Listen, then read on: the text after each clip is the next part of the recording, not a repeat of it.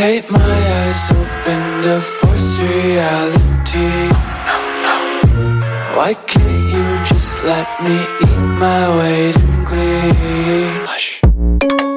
Welcome, World Ablaze listeners, to episode 51. If you're a first-time listener, thanks for stopping by. And for all those repeat listeners, I thank you very much. You have kept us in the top 200 on the Apple charts in politics. We are also consistently a top 5 on Good Pods, if you use Good Pods to listen to any of your shows. And I had this whole show kind of put together in my head over the weekend, which was a much needed weekend of relaxation. It was filled with fine cigars, libations, and football. And if you haven't heard the show before, I'm just going to let you all know that, yes, I smoke fine cigars. I like fine libations, such as high-quality champagnes. I like bourbons. And, of course, fine scotches. And I haven't done it in a while, but due to the fact that you listeners have been keeping us in the charts, I'm going to go ahead and cheers to everybody. I'm going to pop a little champagne. And I got that open, and I do have my glass. Is that done being poured over there? Okay. So I have my glass poured here. And this is where I'm going to raise my glass to everybody. Listen, I'm recording this on a Monday afternoon. I'm going to release this either late tonight, Monday, or early Tuesday, whenever you listen to this. But regardless, I know sometimes it's hard, whether you're at work, don't want to go to work, trying not to work, whatever the case is. Maybe you love your job. Either way, I'm going to toast to everybody, and I'm going to raise my glass and cheers to you. I'm going to take a sip here. Mm-hmm. Oh, man, that's refreshing. And that's a big cheers to you, and thank you for keeping us in the charts. I will say, though, for all your repeat listeners, if you haven't subscribed or followed to the show on your favorite podcast player, please do so, and please share the show with others. And I also want to say that as bad as I am at promoting our social medias, please stop by. If you have an X account, follow me. My handle is at Fonts Ablaze. That's Fontes Ablaze. So at Fonts Ablaze on X. You can find me on Facebook as well. Just go ahead and search for World Ablaze with George Fonts. That page will pop right up. Go ahead and give us a like, a follow, and start interacting with me. I do use X more than I do use Facebook. Just giving everyone a heads up there.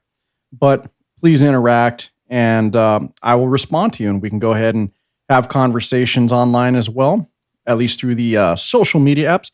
And if you want to get a hold of us, please leave comments. You have questions, whatever. You can leave comments, whether you're listening to Spotify, Apple, regardless. Give us 5-star ratings. Yay, I love those as well. But for anything that you want to send to me, my email does work. It's been brought to my attention that the link in the show notes doesn't work, but the actual email address does. So you can email me at worldablaze@fontsmedia.com. So that's worldablaze@fontesmedia.com. Okay, well, now that I got that out of the way, take another sip. Oh, man. Much needed. Okay, so let's get to it, because I got a few things I want to talk about. Firstly, let's talk about what happened to the former CEO, Brian Thompson, of the United Healthcare Group. He was assassinated. And this has been a developing story that I was going to cover. In fact, I was going to record this episode earlier, but I decided to wait a bit because I wanted to see how this developed, because at the time, we didn't have any real information. So I'm going to get right to that. I'm also going to go over and touch on the 500-plus page report that was just released by the Committee on Oversight in regard to COVID. It was a 2-year-long investigation. The final report has been released.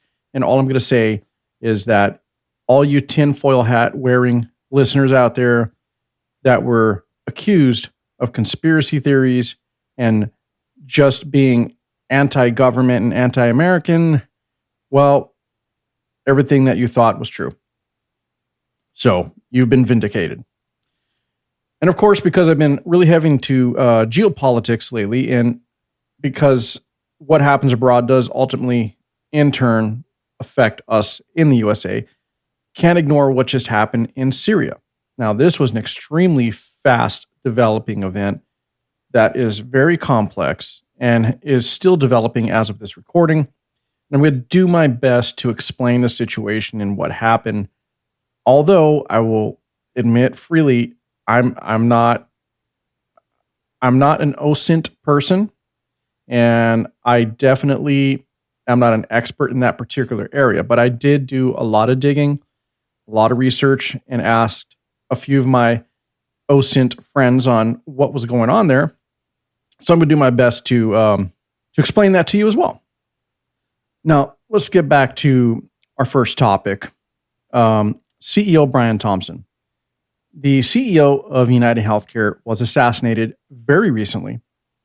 And by now, I'm sure everyone has seen the video. It appears that a professional assassin was hired to take out Brian Thompson.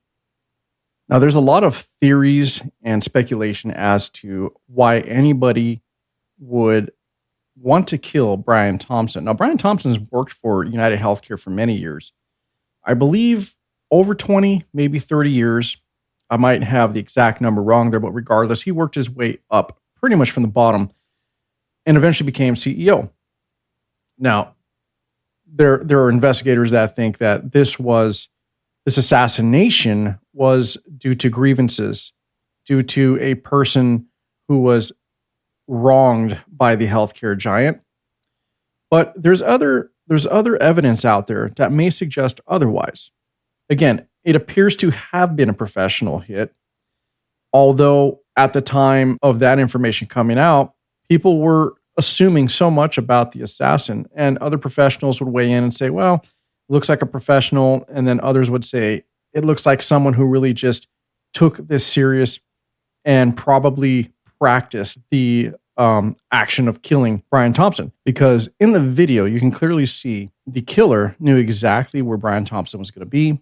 Killer was lying in wait. And you can also see that the killer in question knew how to handle his weapon. Now, the other reason it is assumed that this was a professional hit job really may not have been done due to personal grievances. You see, there was a DOJ probe launched, and Brian Thompson has been accused of insider trading because Brian Thompson dumped more than $15 million in stock before a federal antitrust investigation into the insurance giant was publicly revealed. So before they were able to reveal this, he already dumped $15 million in stock.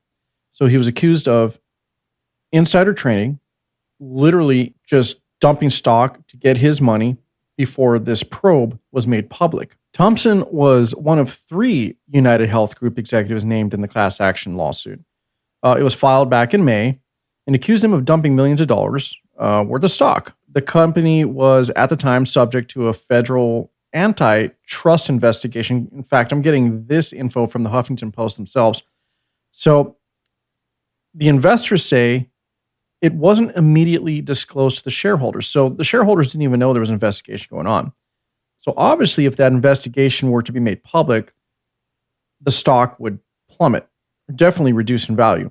But before any of that information was made known to any of the investors or the public in general, Thompson and the 3 other executives, which I don't have the names of at the moment, decided they're just going to dump their stock. They're going to dump it before this info came out, cash out on it, and walk away. United Health insiders sold, as it's been reported here, more than $120 million of their personally held United Health shares. $120 million worth. They were able to cash out for $120 million before this report was made known. Now, there seems to be like maybe this was a hit from the inside of their own company. Somebody had some inside information outside of the stocks being dumped. Okay. There was something about Brian Thompson that maybe in the investigation, he was going to blow the whistle on some people. That is quite possible. I'm speculating here, so don't take what I'm saying as truth. But it makes one wonder if that wasn't the case, and that is why he was assassinated. Now, there was also a fair amount of messaging left behind by the assassin himself. There were 3 shell casings left, and the shell casings themselves had the words, one on each bullet or shell casing, deny, defend, and depose.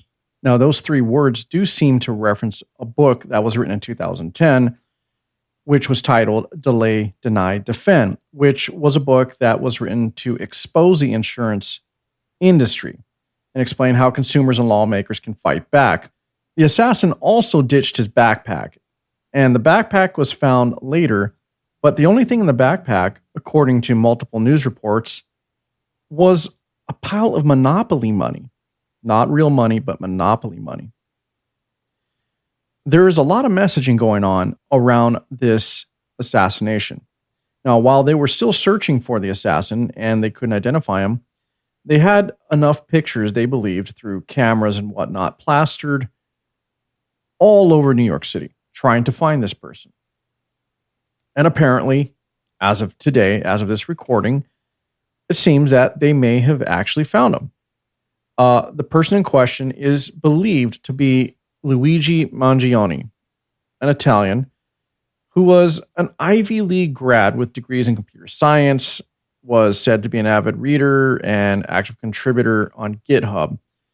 Apparently the person, and I can't confirm this, but it's been said, had an IQ of about 130. Now, question being, a person so smart, why would they have been easily caught at a McDonald's while still having the gun or the murder weapon on them?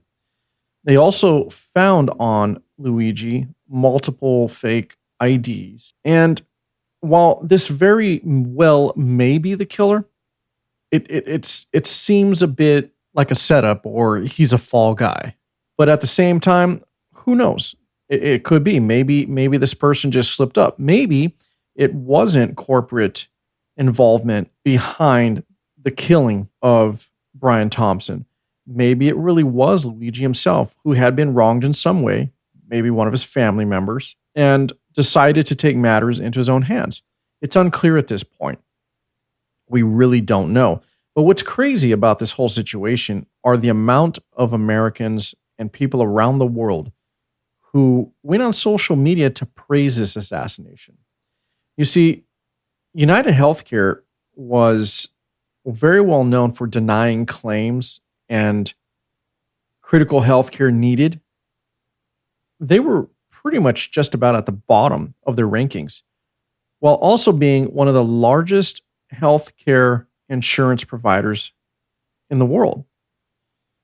So it's, again, plausible that this person took matters in their own hands. But what's more revealing are the amount of people who praise this assassination, which really, really goes to show that people are fed up with big insurance companies. They're fed up with the American healthcare system in general. It's expensive, and your life is literally hanging upon the decision of someone sitting behind a desk going over whether or not it's feasible for them to pay for the medical care that you require. Now, whether or not this assassination was done by a disgruntled individual or if this literally was the work of an insider within the company who was willing to kill Brian Thompson because he was about to spill the beans, as they say, on everyone else, that's still to be determined. But it kind of seems like the latter to me. It really seems like there was someone high up that was willing to do what they had to do to silence Brian Thompson. But again, that's my opinion, my theory, but based on the publicly made information and the fact that there was a DOJ probe into United Healthcare that also implicated Brian Thompson as well as 2 other individuals, it's hard to ignore that this may literally have been a call by upper management. Now, the suspect, Luigi Mangione, did have, according to authorities, writings and whatnot that stated contempt or disdain for big corporations. It also seems that this person was an anti-capitalist, a climate change activist, and could possibly have seen himself as a type of social justice warrior, delivering a punishment to a high-ranking CEO. Now, I think that could be the case. It might be the case, or maybe this person was groomed. Maybe this person was trained to think a certain way and went through training and preparation to carry out the mission. Now, I know that sounds a little conspiratorial, but you got to hear me out on this. Everything surrounding this assassination is very, very suspect, involving DOJ probes, involving insider trading. I mean, we're talking about dumping nearly $120 million worth of stocks before the investigation was made public. There were 2 other people implicated in this alleged crime. And so, got to kind of ask yourself if this literally wasn't a hit job, and Luigi Mangione was just someone who was twisted into believing that they were carrying out a mission that was critical to the social justice of everybody by taking out a high-ranking CEO in the healthcare industry. Now, I'm going to try to transition here, and let's move on to another healthcare-related tragedy that doesn't involve a direct assassination of people, but I'm talking about COVID. We all went through it, and many of us were called crazy. We were shunned. Remember when you were threatened that you would lose your job if you didn't get the jab, or if you didn't wear a face mask? Remember the social distancing requirements? Remember when they shut down events and you couldn't gather, even if it was outdoors, because you were a threat to the health and welfare of America if you didn't comply? Hell, you were arrested for even attempting to enjoy yourself out in the great wide open on a beach. We were called conspiracy theorists. And for many people, which I very well know includes pretty much everybody listening to this podcast, I will say that the government has finally put out a report, a 2-year-long investigative report. This was put out by the Oversight Committee. And after 2 years, they released a 500-plus page report that literally, confirms that you were not a conspiracy theorist. Basically, everything you thought was true, but hey, too late to go back now, right? If you already had to make adjustments, if you lost your job and ended up with a lesser one for lesser pay, or maybe you're still struggling to even get your footing again, maybe you were demonetized. There are many people who were podcasters who had channels on YouTube, for example, that were completely demonetized and just never gained their following back. And what if you lost your family business, a family business that may have been in operation for 100 years, 50 years, 30 years, regardless. You put your heart and soul into it. It was passed on from generation to generation, and the government orders you to shut down. Nope, you cannot operate. They tell you when you can open, for how long, how many people that you can serve, and you just couldn't keep up because the bills didn't stop, but your ability to earn an income did. And not everybody was bailed out by the PPP loans and the SBA loans that were given. In fact, most of those were swallowed up and taken advantage of by large corporations, by big tech corporations that really didn't even need the money, but somehow were awarded it anyway. We're talking about companies like Amazon, which had the highest record profits ever during the pandemic, because guess what? It wasn't safe to shop in public either. So people were ordering online. Instacart became a huge thing. It was a mega business overnight because the pandemic pushed people into staying in their homes, losing their livelihoods, their kids forced to not learn how to socialize. Where we had, 2-3-year-old kids were forced to wear masks and not even see a human face. Everything that you thought was wrong, everything that seemed to be suspect and a bit fishy, has been confirmed to be so. It's been confirmed to be so. You were right. This 500-page report, I'm not going to go through the whole thing, obviously, because we just don't have time. But I'm going to go over some of the highlights. And a lot of this, I'm actually going to read directly from the oversight.house.gov website. Now, firstly, I will say this. Fauci has pretty much been confirmed to be a liar.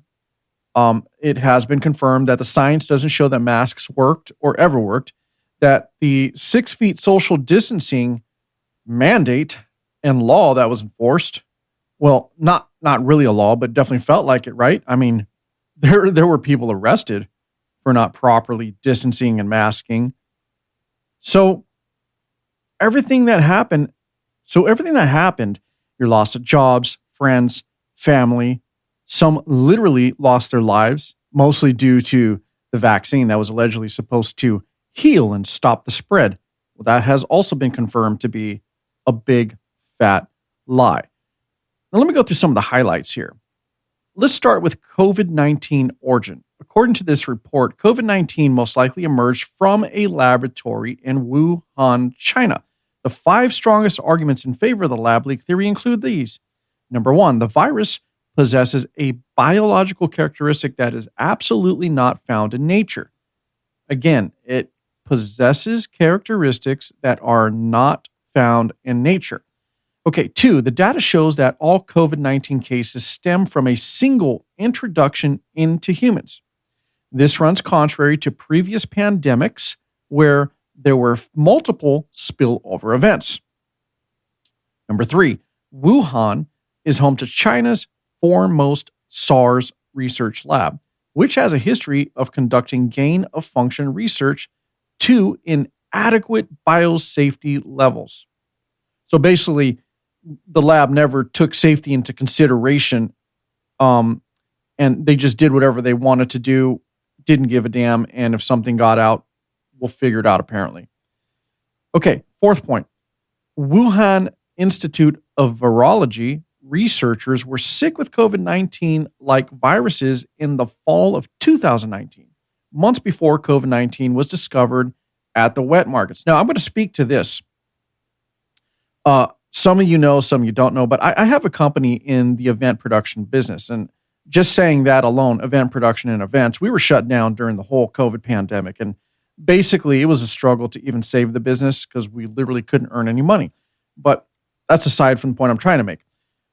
The point being, in 2019, we were having one of our busiest years, and we were having so many parties and events, corporate parties mostly at the time, between September and December. Many of these we serviced were in the Bay Area, so anywhere from San Jose to San Francisco. We noticed that there was a sickness going around. I knew a lot of people that were in the IATSE union, and that union has many people who work in the stage and theatrical industry. These people would get sick. There was some weird flu going around, a lot of people reporting it, and it wasn't like 1 or 2 people. It was literally wiping out a large amount of people who were able to work. Suddenly, it was like we didn't have stagehands available, carpenters, you name it. And I got sick myself. I was sick literally from October through December. It was a strange flu-like, cold type sickness. I couldn't figure it out. Almost everyone that I knew got this. Now, I believe this was the first wave of COVID-19. And no matter what I did, I just couldn't shake it. Now, I wasn't bedridden, but me being who I am, I didn't rest enough, and I just kept pushing myself. So I was just heavily dosed on, even before it was a thing, I already knew zinc. Zinc was something you would take to help boost your immune system and basically help you out. I was taking multivitamins. I was doing everything I usually do when I get really sick like that. And this had nothing to do with any reports about how to fight COVID-19 because nobody knew about zinc and vitamin D and all that until later. But I was already aware of it. And I was already basically taking everything I could in terms of multivitamins, zinc, definitely extra C. I did take some vitamin D in addition too. And I still felt very sick. I worked through it. I was always tired. But it did go away eventually. And luckily, I never got to the point where I was bedridden or had to go to the hospital. But basically, our entire industry knew this was happening. We were impacted by it. Many people from overseas that would fly in from Asia, really, because I'll be honest, we were servicing some clients such as like Samsung. Now, of course, being Korean, not Chinese, but still from that area, from that region. They're not super close, but close enough. But things spread. Many people from overseas, executives from overseas for different companies that were supposed to come in. And I was just using Samsung as an example. I'm not implicating them in anything, by the way, just an example. But we did stuff for Facebook, we did stuff for Netflix, YouTube, you name it. Many executives were canceling. I remember at the time there were Salesforce events going on, which I was never really involved in. I for some reason was never one of the vendors that was part of that. But there was stuff going on for Salesforce also. And I would get word from some of the IATSE guys that I knew that, hey, man, there's a sickness going on. There's people canceling. Keynote speakers were basically dropping off left and right. Fast forward, after December, all of a sudden around January, the report comes in January of 2020 that there is a new virus, and was labeled a pandemic or the start of a pandemic. Before you know it, in February, it was confirmed to be a pandemic. By March, they started shutting things down. And then ever since that time, all the way into 2022 late, actually as early, maybe mid-2023, the entire events industry was shut down. You couldn't operate. So we already knew there was something before it was announced. We already experienced it. I personally experienced it. So again, I am confirming with that long story that COVID-19 was here in 2019. It didn't hit in 2020. It was already here. Okay, let me get to the fifth point of this report. The fifth point that will confirm the COVID-19 origins. It says here, by nearly all measures of science, if there was evidence of a natural origin, it would have already surfaced. Okay, so now let's move down to the implementation or effectiveness of any federal law or regulation applied, enacted, or under consideration to address the coronavirus pandemic and prepare for future pandemics. Okay, let's start here. It says World Health Organization. It says that the WHO's response to the COVID-19 pandemic was an abject failure because it caved to pressure from the Chinese Communist Party and placed China's political interests ahead of its international duties. Now, that's true. Remember when they were calling everybody a racist for calling the COVID vaccine the Wuhan virus, because that's exactly where it came from? Trump went a step further to call it the China virus, but that was its origin. And you were labeled a racist and a xenophobe for even bringing up or mentioning China, or even saying the word in and of itself, China. So that is correct. Now, according to this report here, as far as social distancing is concerned, it says the 6 feet apart social distancing recommendation, which shut down schools and small businesses across the country, was arbitrary and not based on science. During closed-door testimony, Dr. Fauci testified that the guidance sort of just appeared.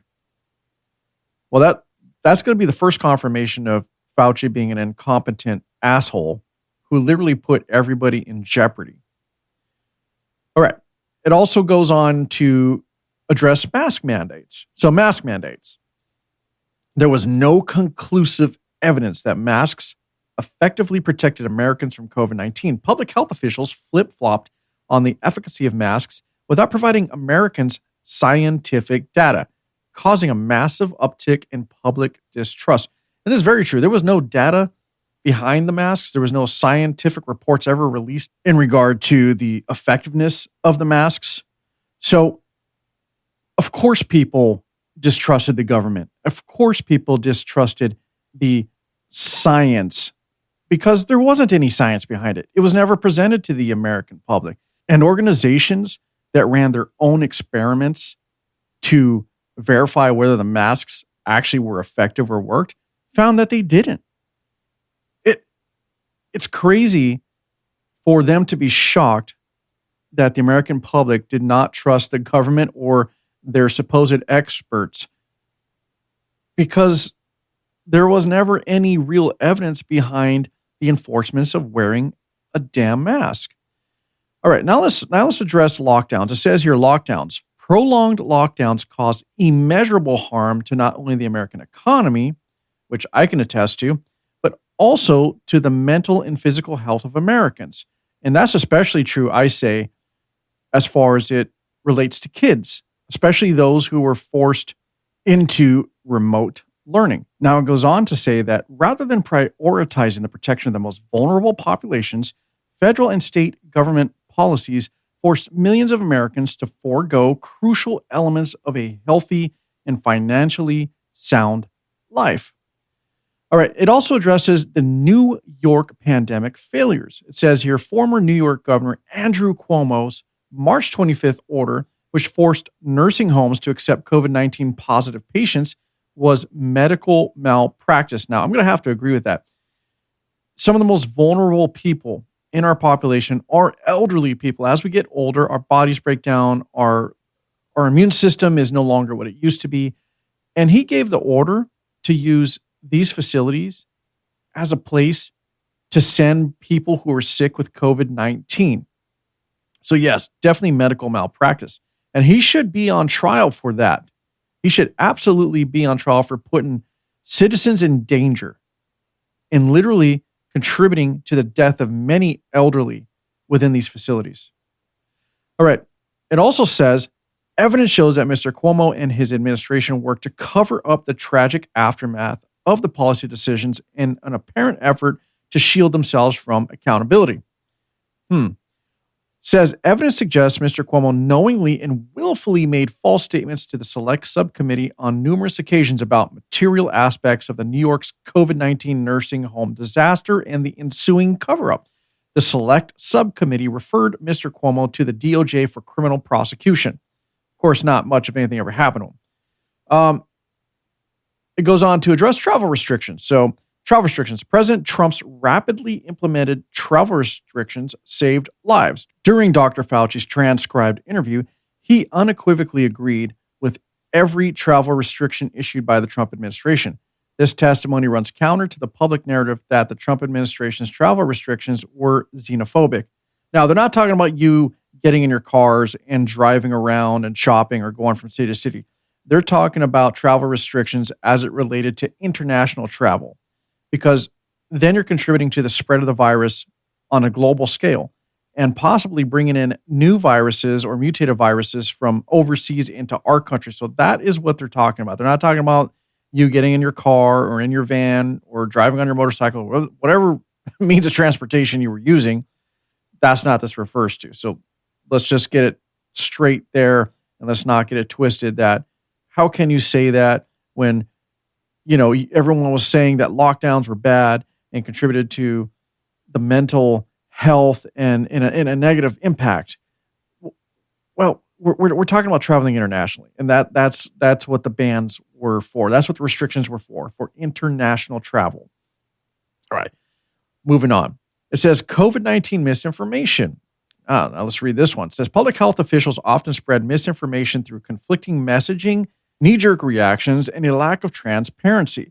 And the most egregious examples of pervasive misinformation campaigns, off-label drug use, and the lab leak theory were unjustly demonized by the federal government. Now, the off-label drug use they're referring to is obviously the use of vitamin D, which was demonized. They're doctors suddenly saying, oh, well, you don't need that much vitamin D. It doesn't really help you. And then, of course, the biggest one was the ivermectin issue, where they were basically literally telling you it's horse paste. You're taking something that's given to animals.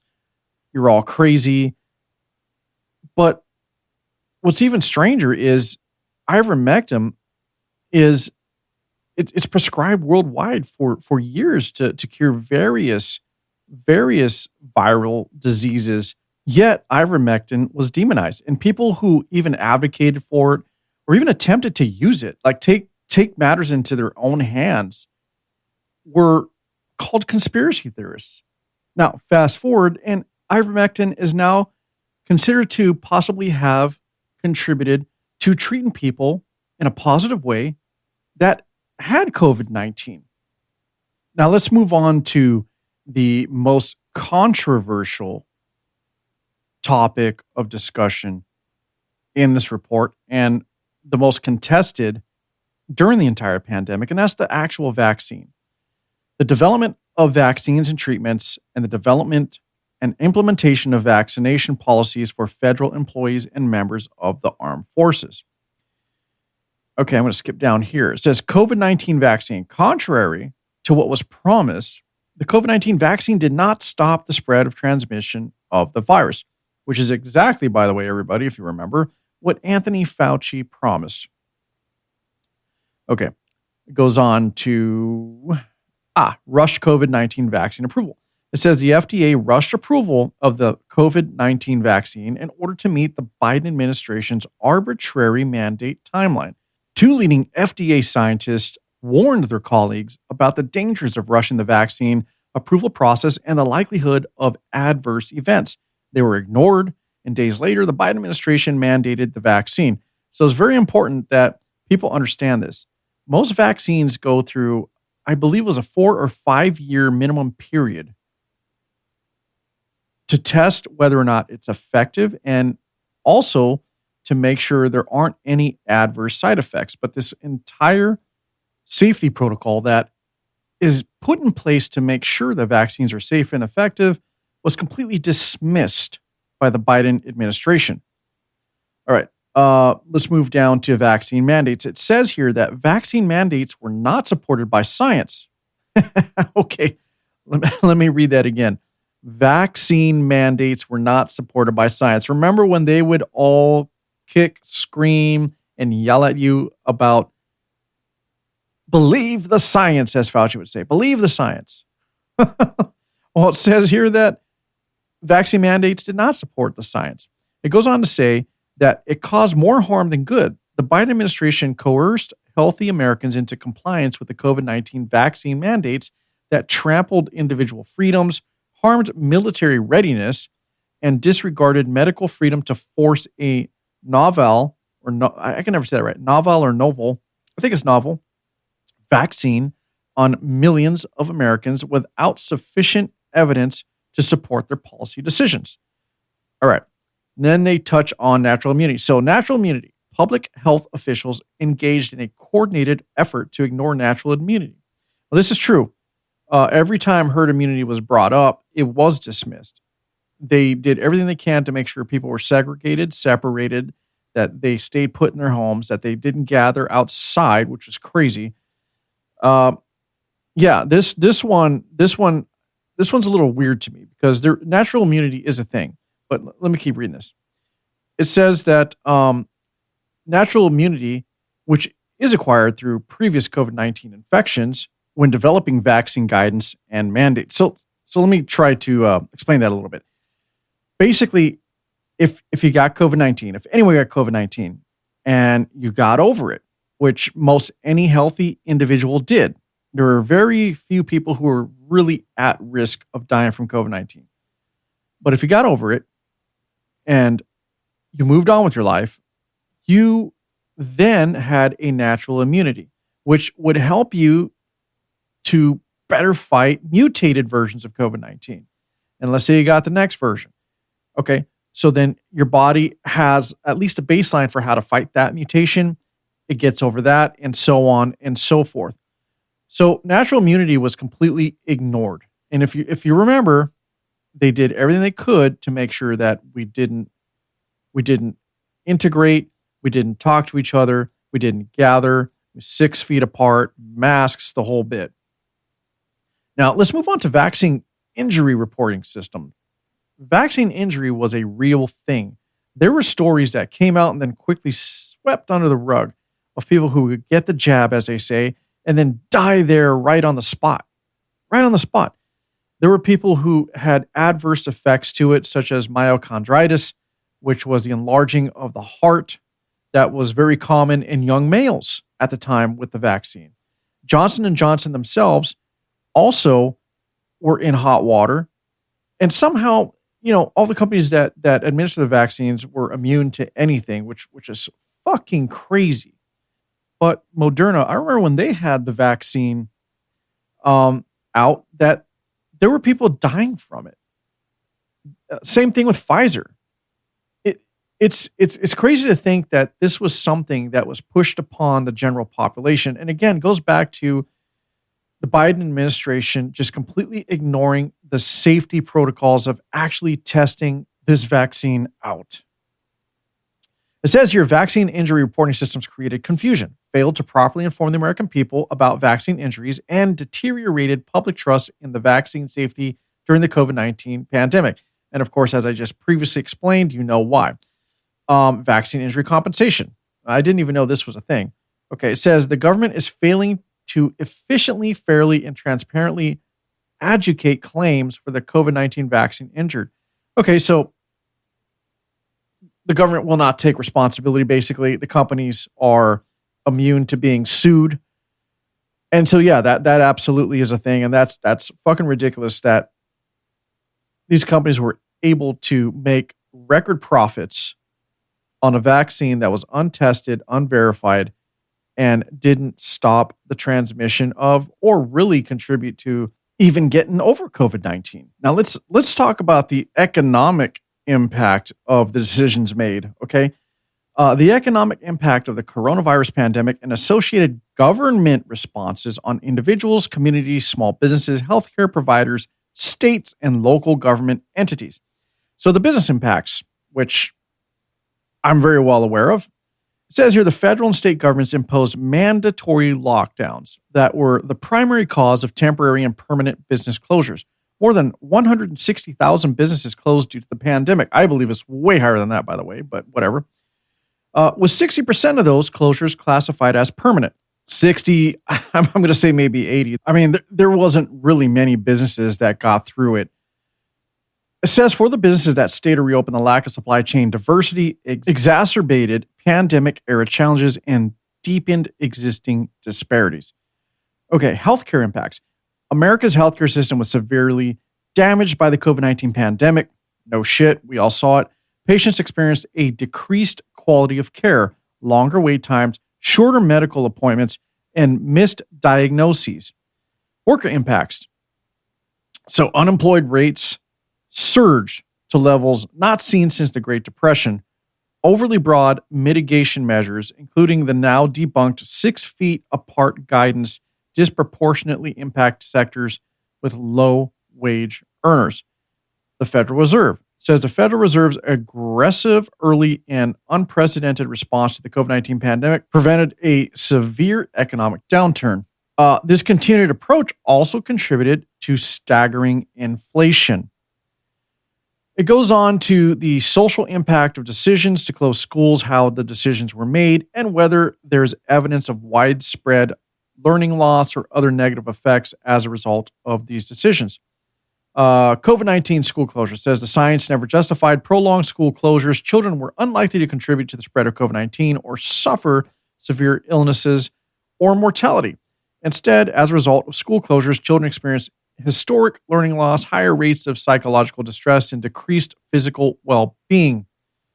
Centers for Disease Control and Prevention, the CDC, influence. So the Biden administration's CDC broke precedent and provided a political teachers organization the access to its scientific school reopening guidance.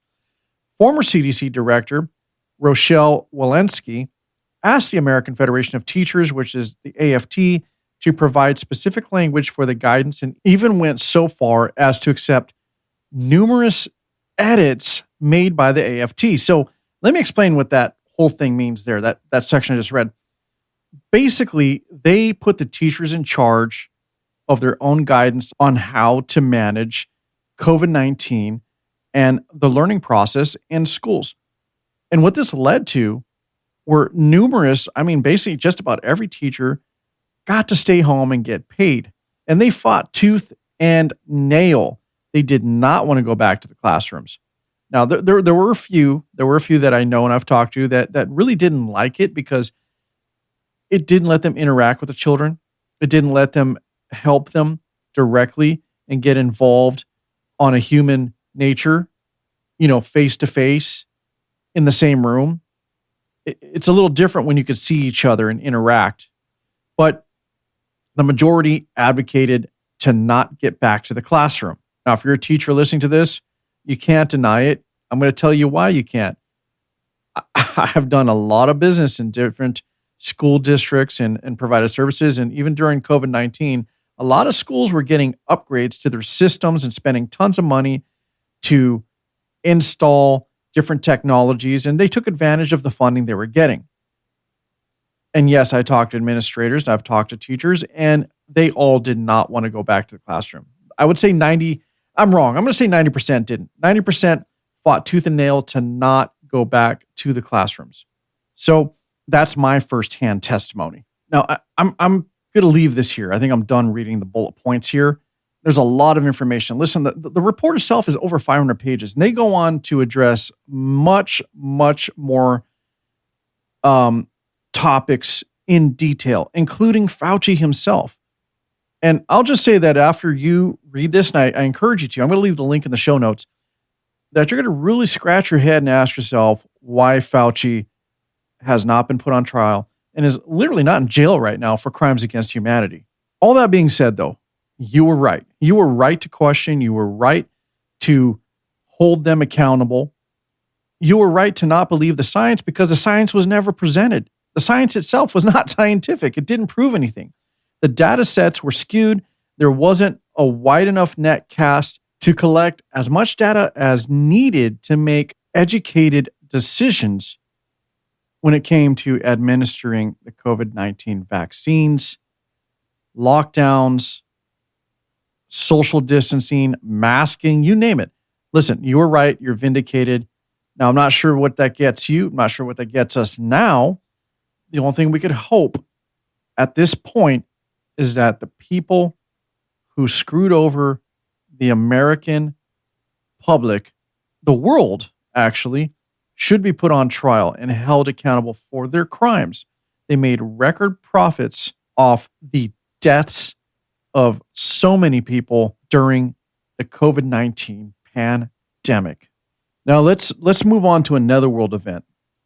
This is something. Remember in the beginning of the show when I said that I was going to discuss what's going on in Syria, and that time is now. I've been getting really heavy into geopolitics lately because I realized that the relationships between various nations and the delicate balances of resources shared by nations and cultures, it's all intertwined, and I don't think enough people pay attention to it.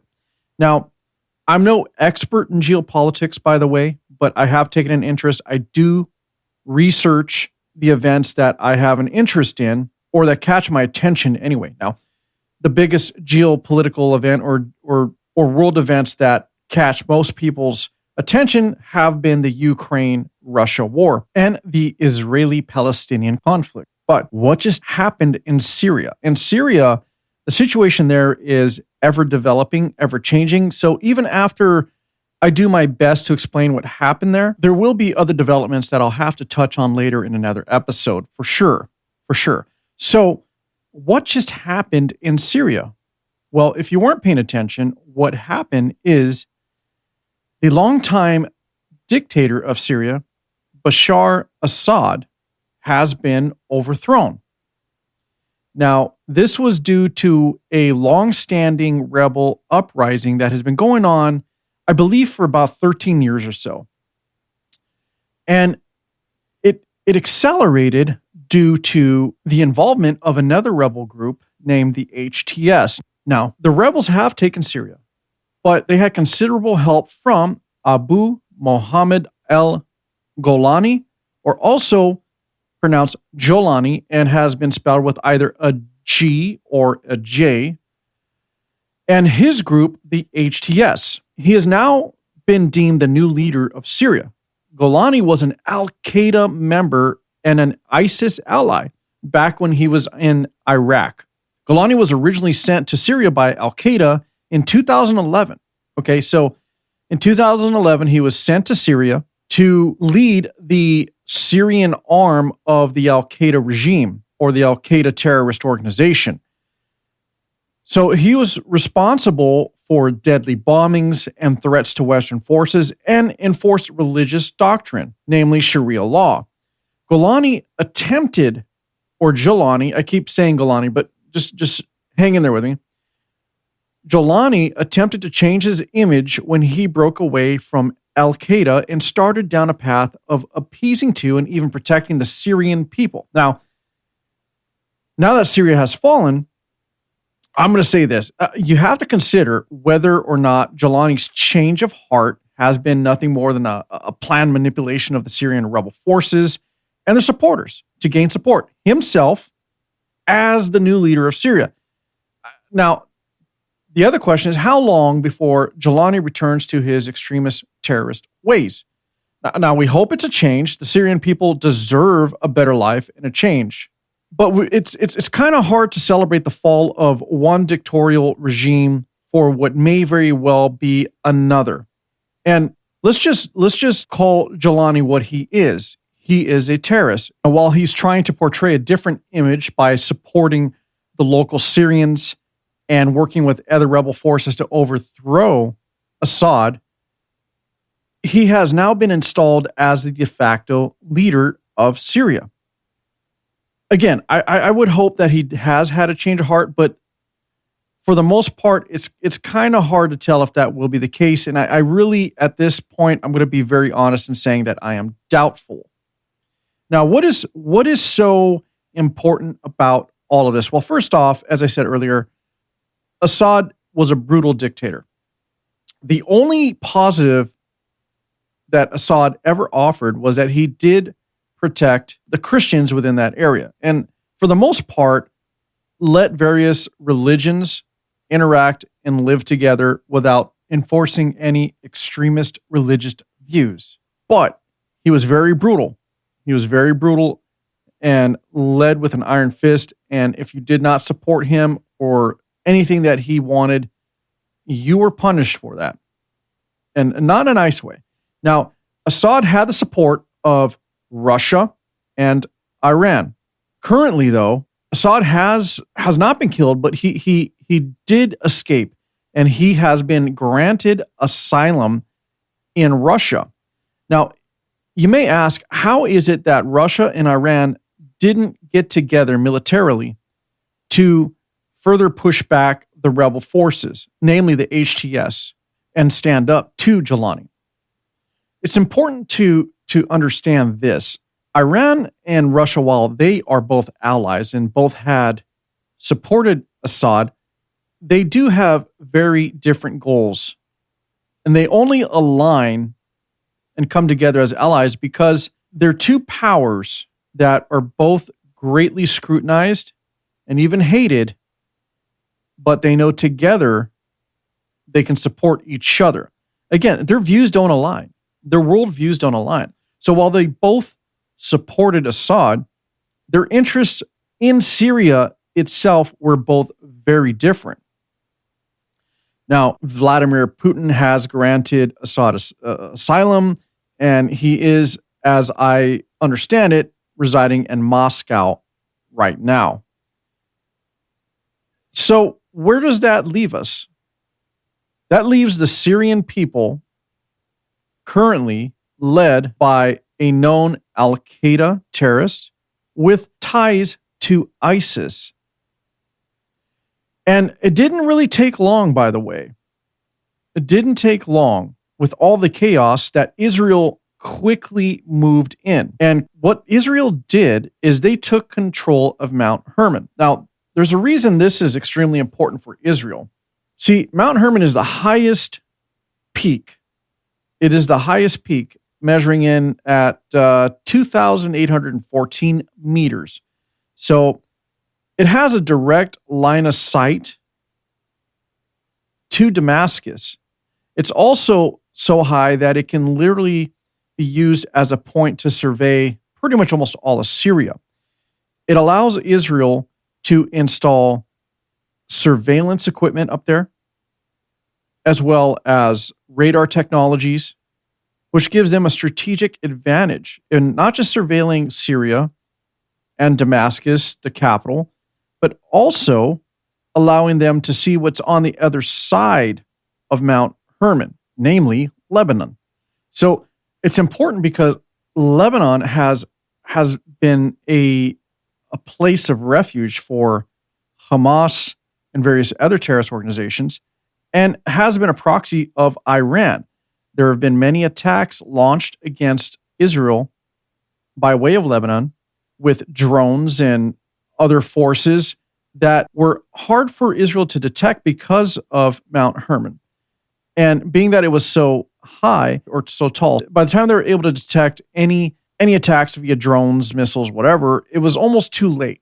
So with Israel's ability to secure Mount Hermon and gain that high vantage point and install surveillance equipment, radar equipment, they now have the advantage over their perceived enemies or their actual enemies. The other thing about Mount Hermon is it's literally only 40 kilometers away from Damascus. Now, what this also does for Israel is it gives them the advantage because now they're well within range of firing artillery shells at Damascus if they needed to. So Mount Hermon was a very, very, very important site for Israel to conquer. And they pretty much just walked in unopposed while everything was going on with the overthrow of the Assad regime. With everything being said, Israel took no time to take advantage of the situation, establish themselves a strategic military point upon Mount Hermon, in which they have full advantage of surveillance as well as artillery fire on Syria and Lebanon. Now, Israel also, after taking control of Mount Hermon, launched air raids and bombings on strategic military sites that were left over by the supporting Russian forces, namely airfields with aircraft, and also, I believe there were missile launching sites, etc. And this was done, according to Israel, in an attempt to make sure that those armaments weren't left behind for terrorist organizations within Syria still, such as ISIS. Now, that is their reasoning, but it's not just Israel, because at the same time, the U.S., yes, the USA, United States of America, also did the same thing in a preemptive effort to make sure there wasn't any strategic military armaments left behind for any terrorist organizations to get a hold of. Now, being that the events going on in Syria are really considered a long-standing civil war against the previous dictatorial regime of Assad, you may ask, well, why is Israel and the U.S. even getting involved? Well, let's just be honest. Every nation's going to run to protect their own interests. Israel obviously wants land. It's no secret that Israel's always wanted to expand. And beyond that, they're taking advantage of strategic positions so that they have the upper hand on any terrorist organization that may try to attack Israel from behind Mount Hermon or being shielded by Mount Hermon, because now they can see what's going on. They can surveil what's going on. And the U.S. is just being the U.S. They're making sure they have control of the situation as well. Now, while the American people don't want to get involved, the reality is there's no way to not be involved, because there have been too many terrorist factions that have ran into Syria and Lebanon, but focusing back on Syria and hidden there, and have strategically bided their time and built up their numbers. And so the U.S. is just trying to put all of that in check. It also further guarantees that Iran remains weakened and further weakened by no longer being able to bolster terrorist organizations that will fight on behalf of Iran. Now, for Russia, Syria was a strategic partner in the area because it gave them also a strategic military advantage right there next to Israel. And here, let's just go over the map a bit. So here's what's important strategically in terms of location as far as Syria is concerned. So Syria borders Iraq, Jordan, Lebanon, Israel, and Turkey. It also has a fairly decent stretch of coastline in the Mediterranean Sea. So geographically, this is a strong position to have militarily. You could also argue that Syria is sandwiched by many other enemies, possible enemies, and in turn could be easily crushed. But when you have the might of a country as large as Russia within that specific area, it keeps some of those other nations in check. So it was a strategic location for Russia. And so maybe that answers possibly the other question. Like, why would Putin give Assad asylum? Like, what value at this point does Assad offer if he's no longer the leader of Syria? Maybe there's a plan to reinstall Assad as the leader of Syria. Maybe Russia is biding their time as they're fighting Ukraine, and they might possibly bolster an attack to take Syria back and put Assad back in power. That's a possibility. I'm not quite sure why, outside of that theory I just gave you, that Putin would offer Assad any asylum. It really just doesn't make sense to me outside of that. But now let's take a step further and ask, is the USA's involvement currently and Israel's involvement? I mean, Israel just wants to basically own the whole area. Let's just be quite honest.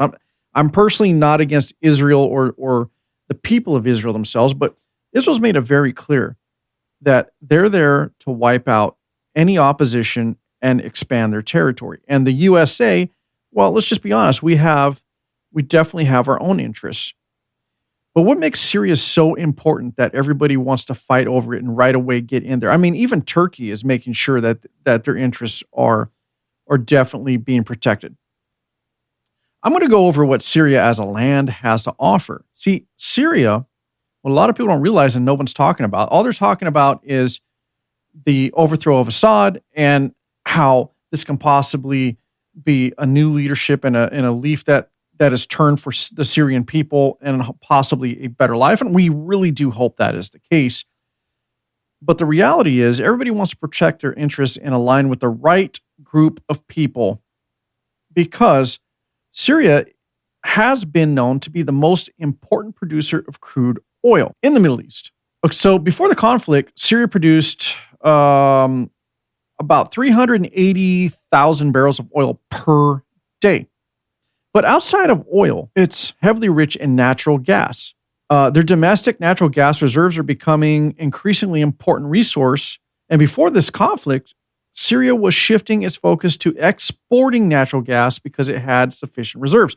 So right there, just those two things alone, the oil and the natural gas, that right there answers the question as to why Russia felt it was so important to be a strategic ally to Syria, to the Assad regime.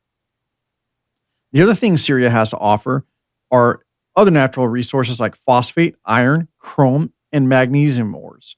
There's also marble, gypsum, asphalt, salt. I mean, there's a lot of natural resources in Syria.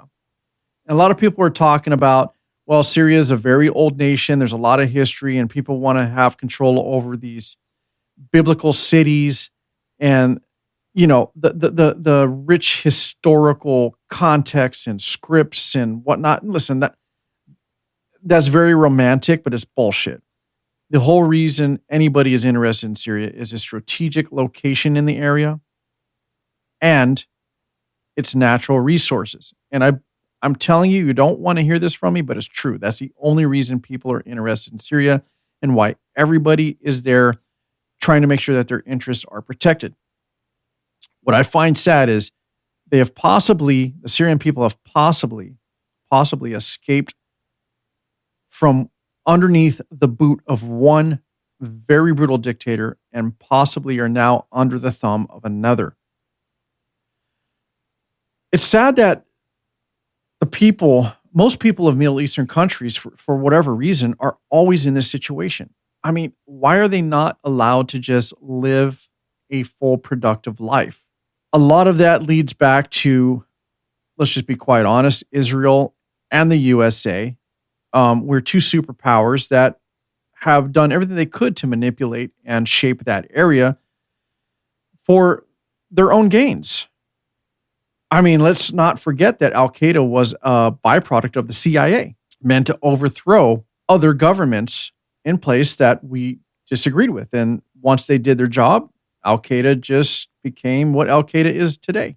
Now, aside from both Israel and the USA trying to stake their claim and make sure that their interests are protected,